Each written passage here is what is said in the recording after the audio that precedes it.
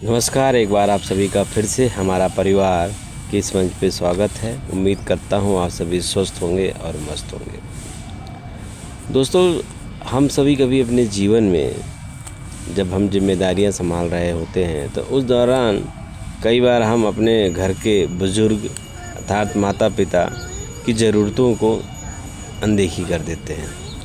ऐसा नहीं कि हम उनके प्रति स्नेह नहीं रख रहे हैं या उनका ख्याल नहीं रख रहे हैं, लेकिन कभी-कभी इस तरह की परिस्थितियाँ आती हैं कि हमारे माता पिता हमसे वो खुल के बोल नहीं पाते हैं और हम भी सोचते हैं कि सब कुछ ठीक है, सब अच्छे से चल रहा है। जबकि हमें इन चीज़ों को ध्यान रखने की ज़रूरत है कि जिस प्रकार बचपन में हम कभी नाराज़ हो जाते हैं या हमारी कोई इच्छा होती है कोई चीज़ खाने के लिए या खेलने के लिए, तो हम जब उस चीज़ों को अपने माता पिता से कहते हैं तो उस समय पिताजी को बात याद रहती है। और जब हमारा जन्मदिन आता है या बहुत खुशी का दिन कुछ रहता है तो पिताजी कहते हैं कि हमें जो है एक सरप्राइज़ के तौर पर वो गिफ्ट या उस तरह का खान पान की जो व्यवस्था रहती है उसका इंतज़ाम कर देते हैं, तो हम बहुत खुश हो जाते हैं।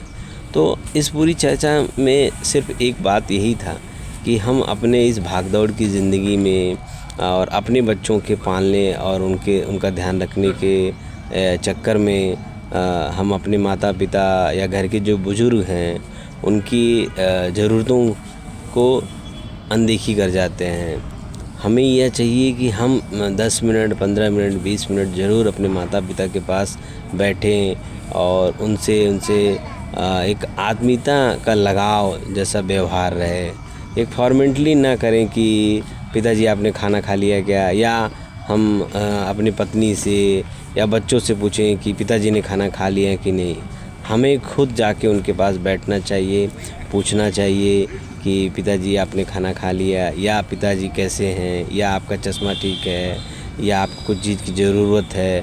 तो हम कहीं न कहीं ये चीज़ें पाएंगे कि हम अपने पिताजी से साथ जुड़े भी हैं और पिताजी को भी ये लगेगा कि हमारे बच्चे हमसे जुड़े हुए हैं।